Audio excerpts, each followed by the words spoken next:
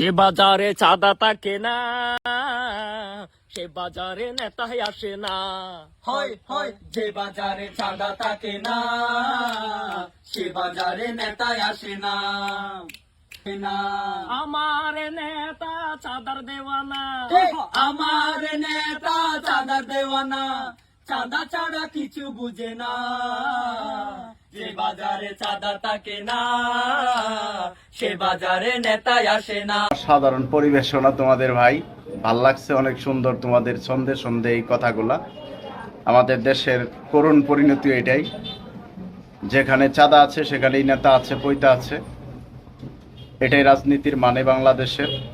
এদেশে কেউ দেশের মানুষের জন্য, দেশের উন্নয়নের জন্য কেউ রাজনীতি করে না, আর করবে কিনা সেটাও আমার মাথায় ধরে না।